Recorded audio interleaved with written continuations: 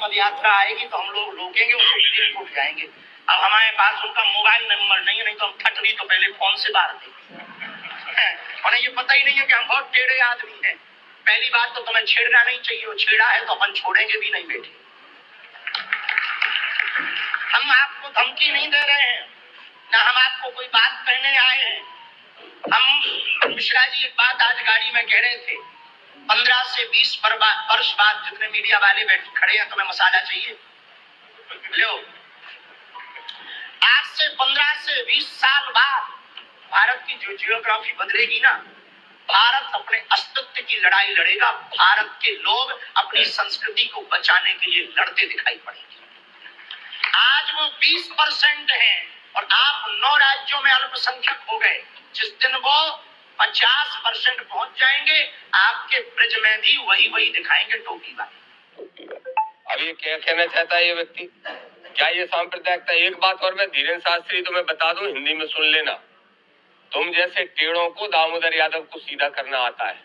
तुम जैसे आडंबरी और पाखंडियों को न समाज को लूटने दूंगा, न पर्चियां निकाल के बेवकूफ बनाने दूंगा। और अगर मुझसे पंगा लोगे तो एक और बात का ध्यान रखो, ये जो तुम वहां पे करते हो पर्चियां निकालने के साथ साथ भूमाफिया बन के बैठे हो, और वहां कितने लोग गायब हो गए हैं, कितने की लापता की रिपोर्टें हैं, सब निकलवा रहा हूं मैं। और उसके बाद तुम्हारे यहाँ धरना देके 1 लाख लोगों को बैठूंगा और बेनकाब करने का काम करूंगा। मैं देश के प्रधानमंत्री नरेंद्र मोदी जी से कहूंगा कि अपना छोटा भाई घोषित करने के पहले जरा सोच लिया करेंगे कैसे आदमी को अपना छोटा भाई घोषित कर रहे हैं। ये भी मैं उनसे कहूंगा। तो मैं यही मेरा आपसे निवेदन है। और इतना ज्ञानी है, इतनी पर्चियां निकालता है तो मेरा नंबर नहीं निकाल पाया। मेरा नंबर निकाल लेता भाई। ऐसे ट्रेन हनुमान जी से बात करने वाला, सबसे पहले नौटंकीबाज बाबाओं की सिक्योरिटी हटाई जाए। क्या जरूरत है इनको सिक्योरिटी की? अगर धीरेन्द्र सीधे हनुमान जी से बात करता है तो बोलो उसको कोई खतरा हो सकता है क्या? क्यों इनको सुरक्षा देके जनता का पैसा बर्बाद करने का काम कर रहे हैं?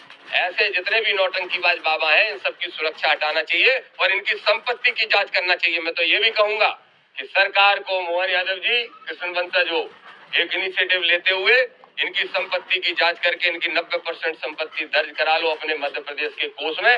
मध्य प्रदेश का आधा कर्ज उतरने का काम होगा। धन्यवाद। जी, आपने कहा कि मुस्लिम है और ये सांप्रदायिक वातावरण बना है, आप बदलाव कर रहे हैं, साथ ही आपके साथ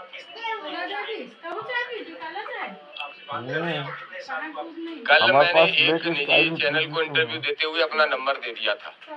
आईफोन भी मेरा हैंग हो गया, इतने लोगों का समर्थन आ रहा है, व्हाट्सएप पे भी आ रहा है, फोन करके भी कह रहे हैं, समय भी मिलने का चाह रहे हैं।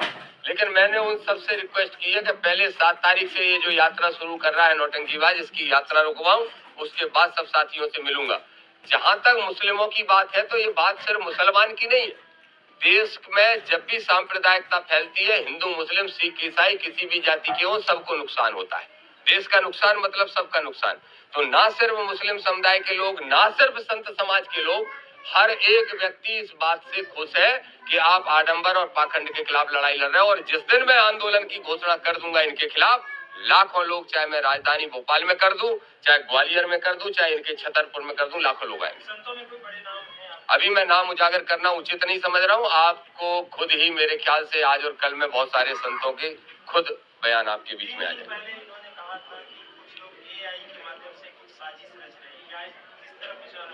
मुझे नहीं मालूम कि वो किस तरफ इशारा करेंगे। वो तो मैं सच बताऊं तो अज्ञानी आदमी है, नया लड़का है, 27 साल का लड़का है। चल गई उसकी आडंबर की दुकान, जिस भी वजह से चल गई, उसको कोई समझ है नहीं। जो समझा देते हैं वो खेल रहा है, किसी एक दल के एजेंट बन के घूम रहा है। एक बीजेपी की जो भाषा है और जो उनका एजेंडा है, वही चलाने का काम धीरेन्द्र कर रहे हैं। जिस दल का एजेंट आप समझ रहे हैं या समझाया जा रहा है, वो कैसे आप इसे कार्रवाई देखिए, ये सरकारें किसी की भी हो, लेकिन संविधान तो भारत का ही लागू है, जो बाबा साहब अम्बेडकर ने बनाया। सड़क पे भी उतरेंगे, सदन में भी लड़ेंगे। हमारे भाई चंद्रशेखर आजाद जी लड़ते हैं पाखंड के खिलाफ, आडंबर के खिलाफ। बहुत सारे नेता हमारे नौजवान साथी लड़ रहे हैं। तो हम सड़क पे लड़ेंगे, वो सदन में लड़ेंगे। और न्यायालय जिंदा है, देश की न्यायपालिका पे हमें आज भी भरोसा है, न्याय मिलेगा।